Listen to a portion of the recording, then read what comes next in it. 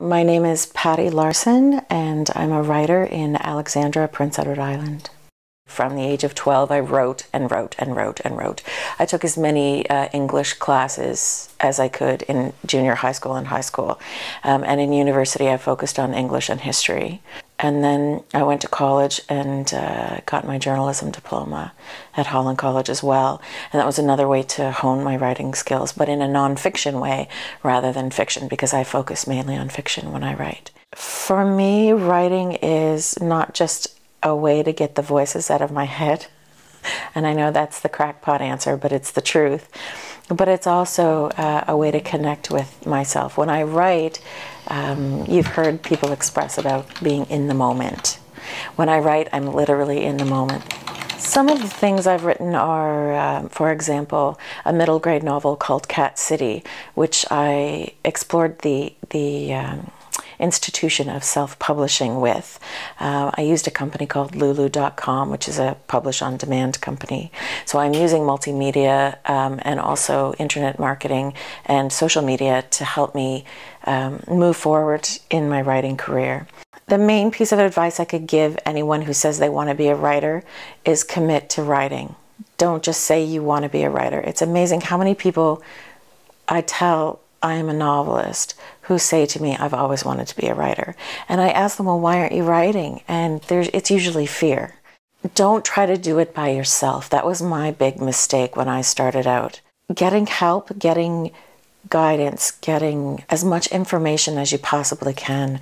Take a writing class, not just learning how to write, but learning the business behind writing. It's changed so much from the days when my dad bought me a typewriter. It's gone from the writer being reliant on a publishing company to the writer being in control of their own marketing. It used to be write a book, find an agent, get a great advance from a large publishing company, and that was the romantic version of being a writer. It's not that way anymore. There are so many things that are available to writers now, so many options, so many corners to turn, but it's so reliant on what you're willing to do. You not only have to be a good writer, you have to be a business person. And you have to be prepared to be a business person.